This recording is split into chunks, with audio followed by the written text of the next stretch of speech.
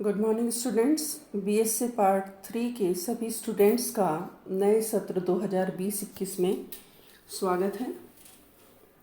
BSc part 3 में भी आपके पार्ट 2 की तरह 3 पेपर होंगे। फर्स्ट पेपर जो आपका होगा जूलॉजी का, वो है structure and functions of chordate type, जिसमें 3 सेक्शन होंगे। फर्स्ट सेक्शन में आपको कॉर्डेट्स में जो पढ़ना है मेनली उसमें ब्रैंकियोस्टोमा और हर्टमानिया के बारे में पढ़ना है या एसिडिया के बारे में पढ़ना है। इसके अलावा एफिनिटीज़ ऑफ हेमिकॉर्डेटा, यूरोकॉर्डेटा और कॉर्डेटा के बारे में पढ़ना है। फोर्थ यूनिट जो इसमें होगी उसमें आपको पेट्रोमाइजोन और एमोसीट लार्वा के हैबिटेट और स्ट्रक्चर के बारे में स्टडी करनी है। सेक्शन बी में आपको कुछ एनिमल्स हैं कॉर्डेट के रिप्रेजेंटेटिव्स, लेबियो, फ्रॉग, वेरिनस, पिजन और रैट। इन सभी के डिफरेंट सिस्टम्स का स्ट्रक्चर और फंक्शनिंग के बारे में पढ़ना है, जैसे कि brain, endoskeleton, digestive, circulatory, respiratory, excretory, nervous और रिप्रोडक्टिव सिस्टम।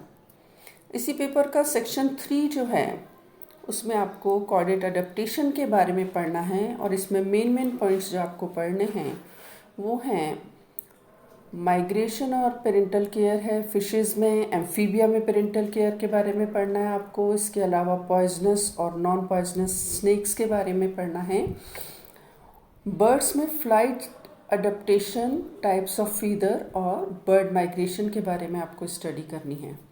इसी तरीके से मैमल्स में जो खास बात स्टडी आपको करनी है वो है अडेप्टिव रेडिएशन और डेंटिशन मैमल्स का। ये आपका फर्स्ट पेपर है। सेकंड पेपर आपका जो है वो है इकोलॉजी, एनवायरमेंटल बायोलॉजी और इवोल्यूशन का। तो 3 पार्ट हो गए, इसके 3 सेक्शन है, एक इकोलॉजी का, एक एनवायरमेंटल बायोलॉजी का और तीसरा इवोल्यूशन का। तो इकोलॉजी में सारी स्टडीज़ आपको करनी है, जैसे limiting factors, ecosystem, biomes, biological cycles, population, community और डिफरेंट टाइप्स के जो हैबिटेट हैं उनके बारे में पढ़ना है, जैसे fresh water, marine water ecosystem और इकोलॉजी एंड ह्यूमन फ्यूचर के बारे में स्टडी करना है। इसी पेपर का जो सेक्शन बी है उसमें एनवायरमेंटल बायोलॉजी है और एनवायरमेंटल बायोलॉजी या पर्यावरण विज्ञान के अंतर्गत आने वाले सभी टॉपिक्स आपको पढ़ने हैं।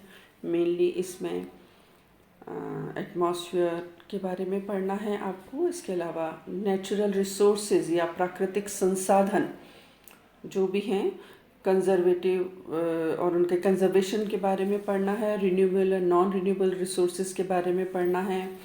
डिफरेंट टाइप के एनवायरमेंटल पॉल्यूशंस, चाहे वाटर पॉल्यूशन हो, एयर पॉल्यूशन हो, सॉइल पॉल्यूशन, नॉइस पॉल्यूशन और रेडिएशन पॉल्यूशन के बारे में आपको स्टडी करनी है।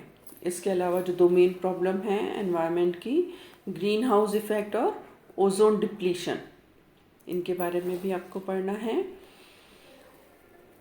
नेक्स्ट टॉपिक जो आपको इसमें यूनिट में पढ़ना है वो है बायोअक्यूमुलेशन, बायोमैग्निफिकेशन और बायोडिग्रेडेशन। अर्बनाइजेशन या शहरीकरण का प्रभाव, उसके बारे में स्टडी करना है। और इम्पॉर्टेंट बात जो है वाइल्ड लाइफ के बारे में आपको पढ़ना है। जितनी भी स्पीशीज़ हैं प्लांट्स और एनिमल्स की फ्लोरा और फौना वो पढ़ना है। वाइल्ड लाइफ मैनेजमेंट के बारे में आपको स्टडी करना है। एक और टॉपिक जो इसी एनवायरमेंटल बायोलॉजी में आपके है वो है स्पेस इकोलॉजी। स्पेस इकोसिस्टम के बारे में या स्पेस में होने वाली प्रॉब्लम्स और उनके सॉल्यूशंस के बारे में भी आपको स्टडी करना है। पेपर 2 का ही सी सेक्शन है जो कि इवोल्यूशन से है। उसमें आपको डार्विनिज्म, न्यू डार्विनिज्म और लेमार्किज्म के बारे में पढ़ना है। लेमार्कवाद, डार्विनवाद, इसकी स्टडी करनी है।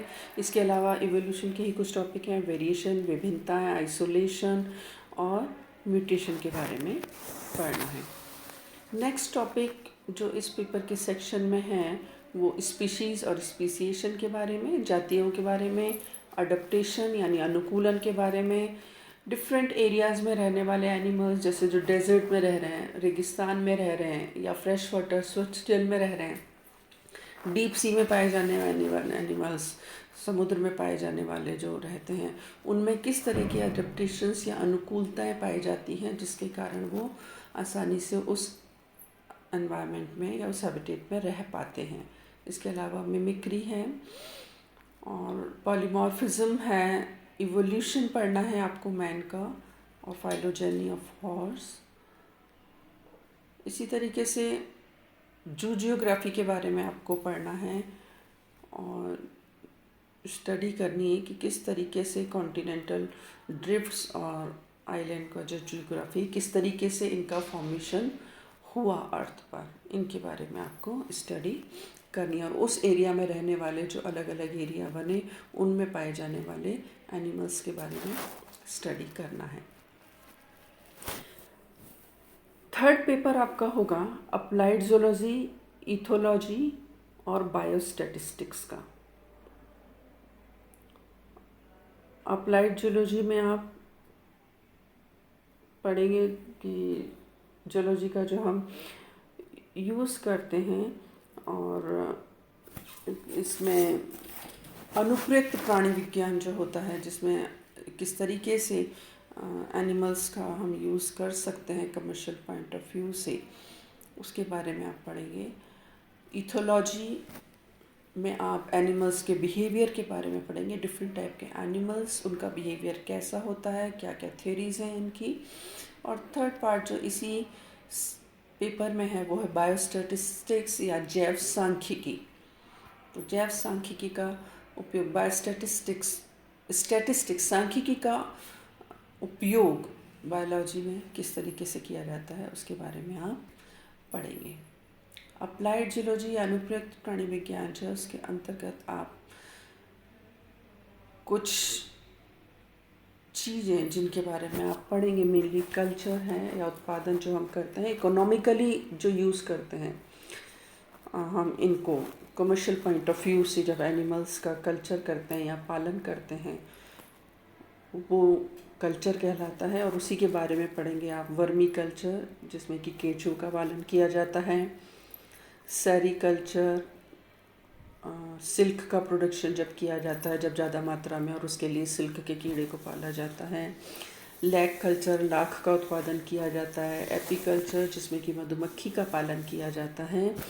इसके अलावा है प्रॉन कल्चर, झींगा जो है बहुत से जगह इसको फूड के रूप में यूज़ किया जाता है। तो झींगा मछली जो आपने नाम सुना होगा झींगा का, उसका भी कमर्शियल लेवल पे जब उत्पादन किया जाता है तो वो प्रॉन कल्चर कहलाता है। इसी तरीके से पोल्ट्री कीपिंग, आपको पता है मुर्गी पालन, बड़े बड़े पोल्ट्री फार्म आपने देखे होंगे, तो कमर्शियल पॉइंट ऑफ व्यू से इनका उत्पादन किया जाता है जब मुर्गियों का पालन किया जाता है, जिसमें कि उनके चिक्स और एग्स दोनों का प्राप्त करने के लिए, तो ये पोल्ट्री कीपिंग या पोल्ट्री कल्चर कहलाता है।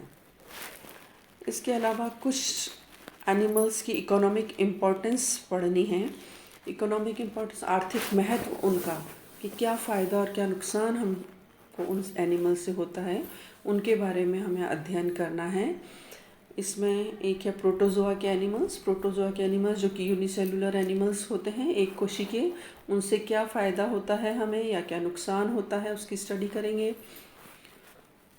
कोरल एंड कोरल रीफ्स, जिसमें कि सीलेंट्रेटा के एनिमल्स होते हैं coral, first year second year में आपने इनके बारे में पढ़ा है। इसके अलावा हेलमिन्स, कृमि जो होते हैं, अलग अलग तरह के कृमि होते हैं जो कि डिफरेंट टाइप की डिजीज़ेज़ इनके कारण होती हैं, क्योंकि पैरासाइट की फॉर्म में ये लोग रहते हैं, ये एनिमल्स रहते हैं, तो इनके बारे में भी हम पढ़ेंगे।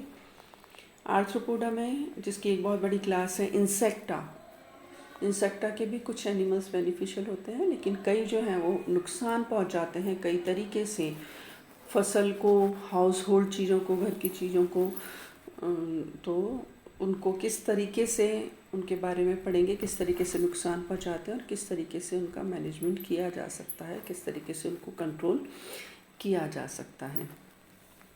इसके अलावा मॉलस्का के एनिमल, जिसमें कि पता है आपको पाइला और यूनिया आते हैं, पर्ल कल्चर करते हैं, ये मोती बनते हैं, जिससे मुक्ता कल्चर जो होता है उसके बारे में भी स्टडी करेंगे। दूसरा सेक्शन या बी सेक्शन जो इस पेपर का है वो है इथोलॉजी का। इथोलॉजी मतलब व्यवहारिकी। व्यवहारिकी में क्या कॉन्सेप्ट है इसका, इथोलॉजी का, किस तरह के एक्टिविटीज़ जो होती हैं या किस तरह का पैटर्न इनमें होता है, किस तरीके से व्यवहार एनिमल्स करते हैं, जिसमें कि fix action pattern, sign, stimulus और इनेट रिलीजन मैकेनिज्म आदि के बारे में आप पढ़ेंगे। इसके अलावा फिरोमोन्स जो स्पेसिफिक केमिकल्स होते हैं डिफरेंट एनिमल्स के द्वारा रिलीज़ किए जाते हैं, उनके बारे में पढ़ेंगे आप। अलग अलग एनिमल्स में इनके समूह होते हैं जिन्हें इनको सोसाइटीज़ कहते हैं। कई एनिमल्स हैं जो ग्रुप्स में रहते हैं, ग्रुप बना के रहते हैं, और उनमें एनिमल्स का जो कार्य है वो फिक्स होता है, क्या कार्य उनको करना है, किस किस तरह के एनिमल को क्या क्या कार्य करना है। तो इनकी सोसाइटीज़ होती हैं। जैसे आपने देखा होगा मधुमक्खी में अलग अलग टाइप होती हैं, ड्रोन होता है, क्वीन होती है, और इस तरीके से वर्कर्स होते हैं, उनका अपना अपना कार्य होता है, वो करते हैं। इसी तरीके से आपको हिरन में भी मिल जाएगा, सोसाइटीज़ बना के ये लोग रहते हैं। बायोलॉजिकल रिदम, बायोलॉजिकल क्लॉक और एनिमल बिहेवियर के स्टडी करने के जो मेथड है उनके बारे में आपको इस सेक्शन में अध्ययन करना है। थर्ड पेपर का सी सेक्शन, उसमें है बायोस्टैटिस्टिक्स यानी जैव सांख्यिकी।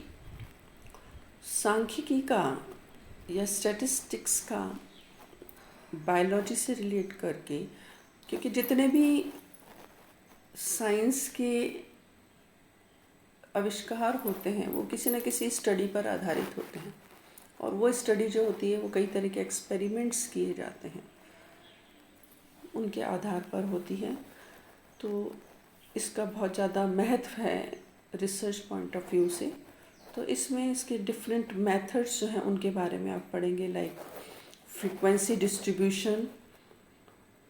इसके अलावा ग्राफिकल रिप्रेजेंटेशन होता है, टेबुलेशन होता है, जो डाटा हम इकट्ठा करते हैं उनको ग्रुप बनाकर टेबल बनाई जाती है, या फिर उनसे ग्राफिकल रिप्रेजेंटेशन, चित्रों के माध्यम से हम उनको समझाते हैं। तो इन सब के बारे में आपको पढ़ना है। मीन, मोड और मीडियन के बारे में आपको पढ़ना है। स्टैंडर्ड डेविएशन, स्टैंडर्ड एरर, और इसके अलावा स्टूडेंट टी टेस्ट आदि। तो ये सब टॉपिक हैं जो इस वर्ष आपको तीनों पेपर में स्टडी करने हैं। तो ये जो मेन बात मैंने आपको आज बताई है कि क्या क्या आपको पढ़ना है, कितने पेपर हैं, इसी के हिसाब से हम इस वर्ष स्टडी करेंगे और आगे बढ़ेंगे।